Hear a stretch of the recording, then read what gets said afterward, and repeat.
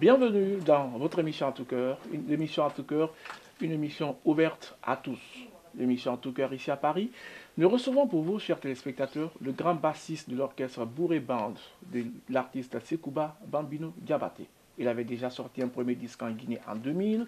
Vous vous rappelez certainement de ce titre. Il y a 13 ans que vous n'avez pas de ses nouvelles. Il est quelque part à Bretigny-sur-Orge, ici en plein banlieue parisienne. L'invité, c'est Bessa Sekou Diabaté. Mais avant de le recevoir tout à l'heure sur ce plateau, je vous invite d'abord à suivre le portrait de notre invité pour avoir déjà une vision claire sur notre invité dans l'émission À tout cœur. À tout à l'heure, chers téléspectateurs.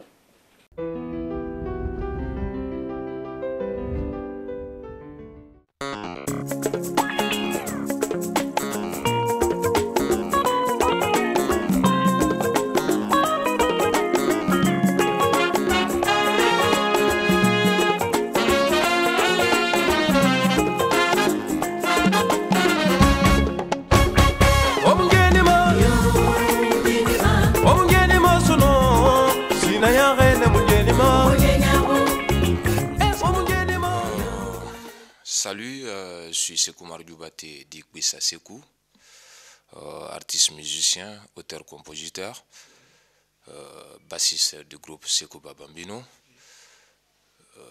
fils de El Hadji Sidi Moussa Diabaté, l'un des fondateurs de l'ensemble instrumental de Cancan, et de Bessa Kanté, l'une des chanteuses de ce groupe. Donc issu d'une famille artiste griot. Voilà, la musique c'est ma passion. Il y a 10 ans, je vis en France. En collaboration avec Sekouba Bambino, comme d'habitude, comme tout le public guinéen le sait bien. Je suis non seulement le bassiste, mais à peu près je suis un fils du groupe. En dehors de ça, vous évoluez avec certains groupes blancs, vous participez au festival, tout ça? Effectivement, quand je suis arrivé en France, disons j'ai eu à travailler avec pas mal d'artistes en France. Aujourd'hui, hors ma guitare basse, j'évolue avec un groupe que je nomme Bessa Star, que j'ai donné le nom à ma mère. Et on n'a pas fait mal de festivals. Par exemple, dans ma commune, j'ai eu l'occasion de participer au Festival L'Escale, qui est l'un des plus grands festivals du 91. La fête de la ville, Café Matin, le 1er février à la Rakam. Alors on travaille avec Sekou depuis plus de 3 ans maintenant. Alors Sekou s'est présenté au service pour pouvoir proposer des concerts pour la ville et on n'était pas du tout dans un rapport marchand, donc il est arrivé, il nous a dit ben voilà, moi je suis un artiste et j'ai envie de participer à la vie culturelle sur la ville de Bretigny-sur-Orge. Donc du coup il nous a présenté son album, il a fait plusieurs concerts sur la ville et à chaque fois les Bretignolais ont beaucoup apprécié la qualité de la musique, les musiciens, les chanteurs et donc ça a été un grand moment sur la vie culturelle au niveau de la ville de Bretigny. Pour résumer Sekou, alors moi je dirais pour moi un grand artiste, un vrai musicien et puis surtout quelqu'un d'extrêmement gentil et de très généreux. Merci.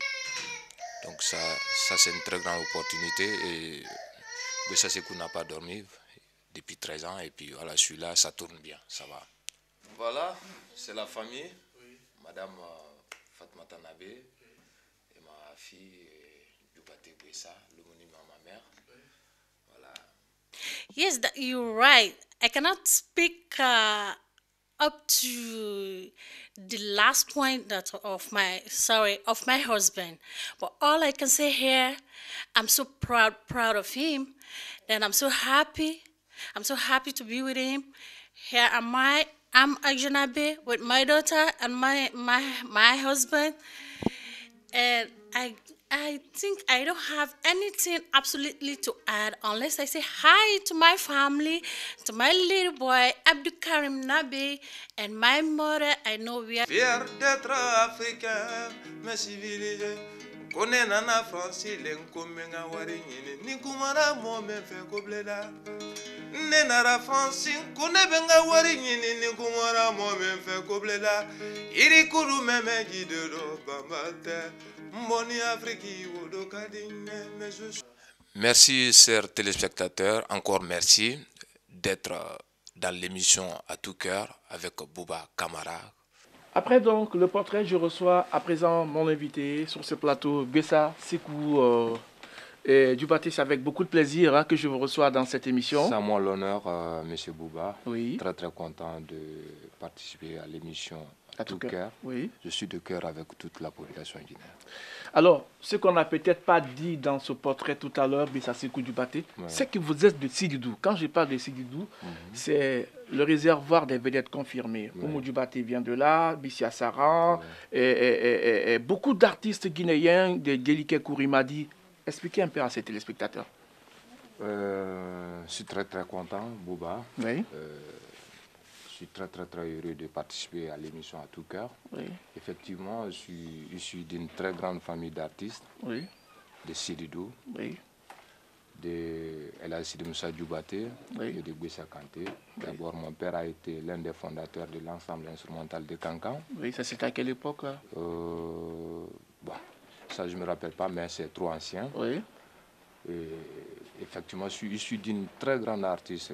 Famille griotte. Famille griot. Et des griottes en principe. Effectivement, d'où vient Oumou Djubaté, Micha Saran, plein d'autres artistes. Donc, Sididou, c'est une famille des paroliers. Parce que, effectivement, le grand frère de mon papa a été l'un des meilleurs compositeurs africains, guinéens, qui s'appelait Sidi Kramo. On disait même que les diables l'envoient des paroles. Donc j'ai hérité à peu près à mes parents. Mon papa aussi, l'un des grands compositeurs, ma mère aussi, la même chose. Donc je viens de Sididou, issu d'une très grande famille d'artistes. Alors Bessa Sekou Djubaté, déjà vous avez un premier disque sorti en 2000, Variation l'an 2000, le Barasso, Guinée, Wonga, série. Voilà, les téléspectateurs vont peut-être se rappeler un acapella vite fait pour le rappeler vite fait. Ok. Kona kirito ki Guinée fanyigwa, kona kirito ki rame fanyina, ene sape mambe feto fa mambe, hasalino hasalino.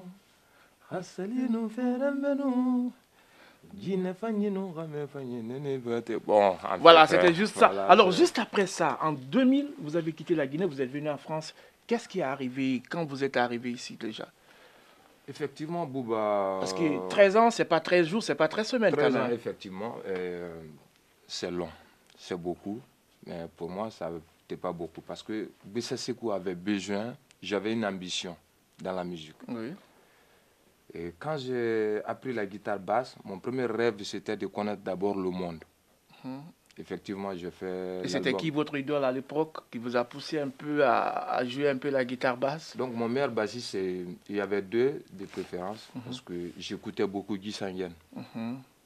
Oui, le célèbre guitariste camerounais. D'être avec...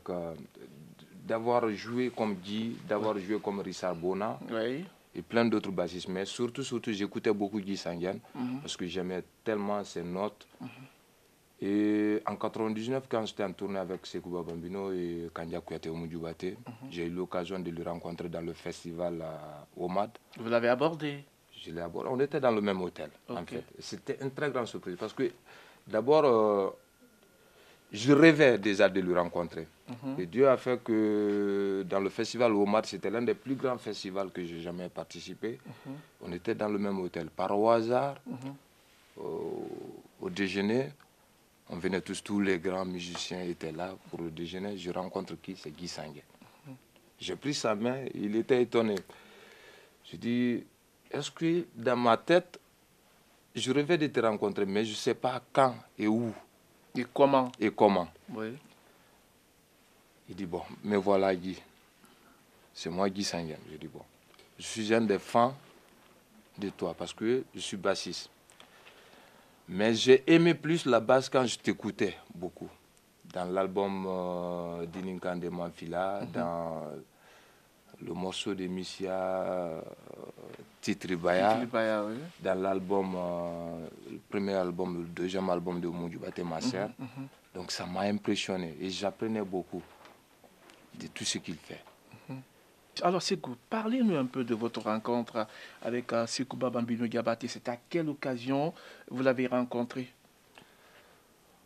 C'était en 91. Je venais dans un festival qu'on appelait Tabalé à l'époque au Mali. J'accompagnais. Parce que Bambino m'a découvert pour la première fois à l'hôtel Kamen, si je me rappelle bien. Je faisais la sortie de l'album Khali Kanamumi Kanama de Aminata Kamsoko. Donc ce jour-là, il a vu un bassiste talentueux. Voilà, qui bougeait, qui faisait un peu son petit boucan, voilà, tout ça. Ce jour-là, il était il cherchait à comprendre c'est qui ces jeunes bassistes. Donc après, à l'occasion d'un concert, il y a le chef d'orchestre à l'époque de Sekouba Bambino qui s'appelle Gilbert, Sidimari Diabaté. Sidimari Diabaté qui est de Sidilou aussi. Voilà, qui est de Sidilou, qui m'a contacté. Qui travaille actuellement avec Lama Sidibé dans le Super Selafine. C'était au Petit Bateau. Donc effectivement, j'ai donné le maximum de moi-même et puis voilà, j'ai été confirmé tout de suite. Donc j'étais très fier aussi d'accompagner Sekouba. Alors, vous êtes ici à Paris, arrivé sur le terrain et vous avez continué le combat. Griot déjà, votre objectif c'était quoi en fait? Bon, comme je le disais bien, j'avais une autre ambition qui n'a rien à voir avec question de griotisme. D'abord, mon ambition d'abord en tant que bassiste, c'était de découvrir le monde. Et j'ai eu la chance quand même de participer pas mal de grands festivals. Oui, rappelez un peu à ces téléspectateurs certains de ces festivals.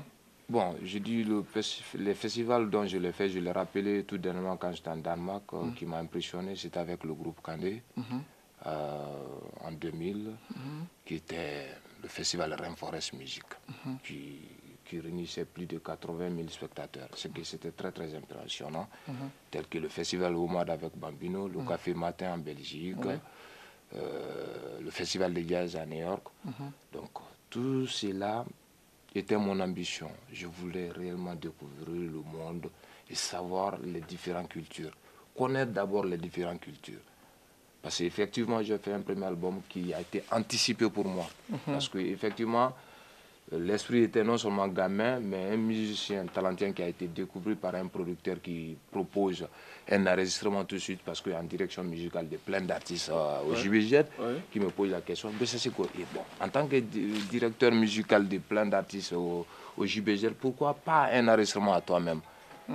Donc j'ai accepté tout de suite. Et anticipé. Bon, par rapport aux circonstances de la musique et les difficultés, parce que pour moi, un musicien, il ne s'agit pas d'enregistrer.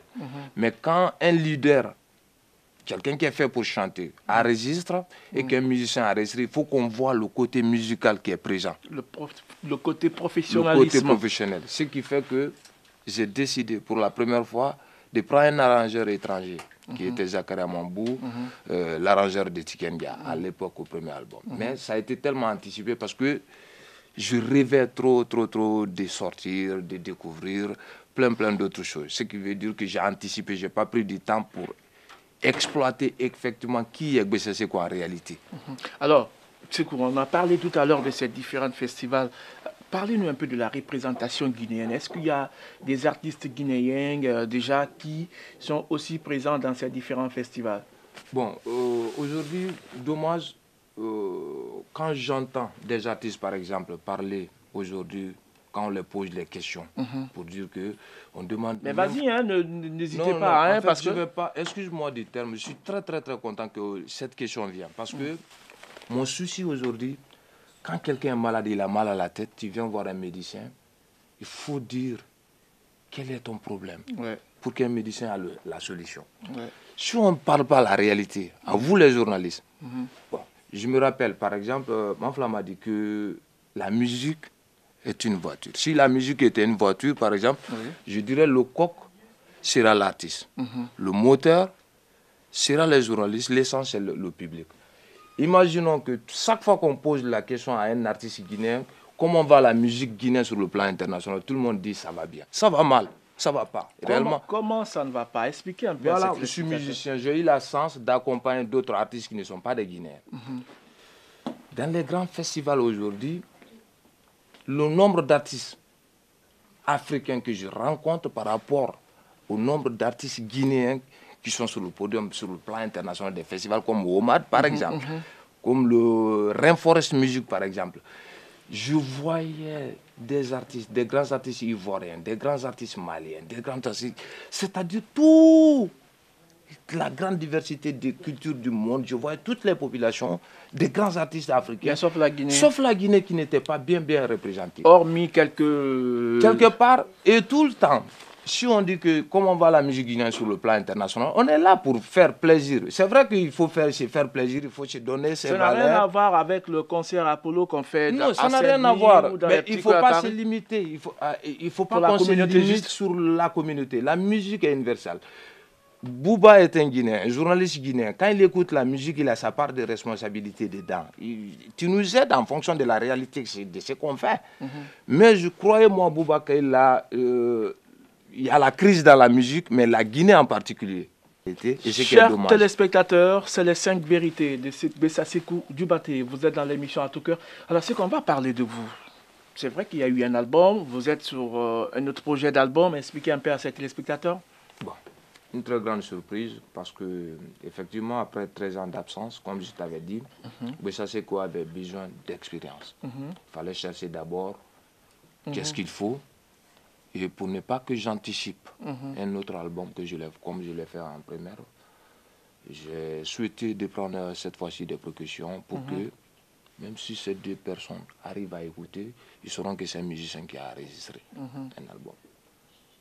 Je suis en projet, je suis à la fin, je suis en plein mix d'un album intitulé Blédard. Blédard, ça veut dire quoi? Blédard, je viens de l'Afrique. J'ai résumé. Malheureusement, vous n'êtes pas venu avec votre guitare, mais je vais vous demander encore, parce que c'est vrai que les téléspectateurs, ils ont eu la chance de suivre dans votre portrait, vous êtes en train de chanter ce titre. Je suis Blédard. Voilà, vas-y, tu peux chanter? Bon, je parle de mon parcours en Europe.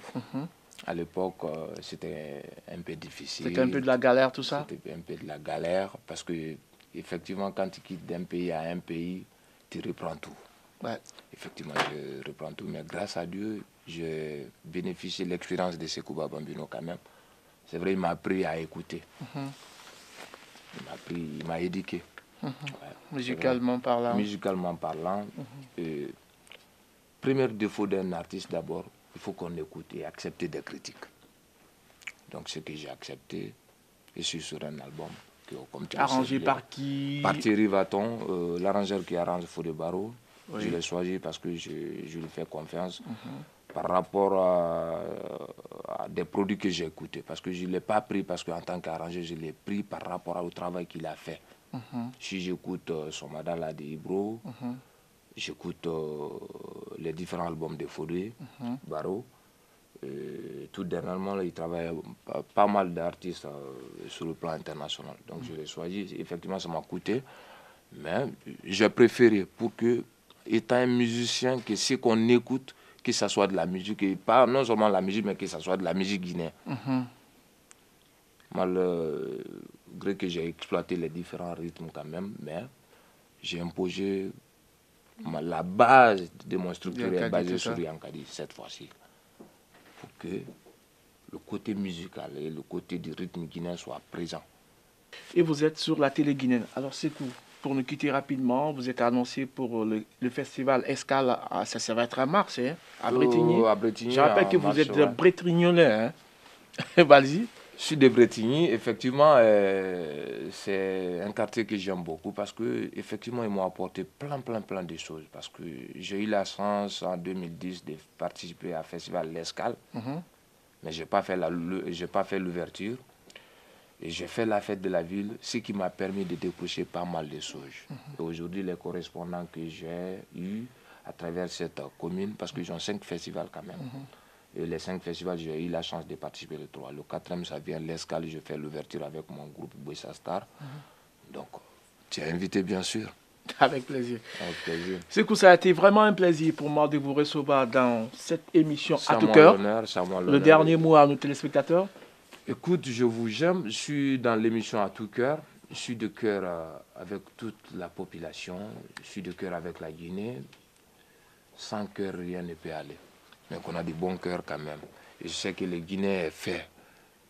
Il y a une solidarité. Okay. Le Guinéen aime son artiste. Le Guinéen est culturel.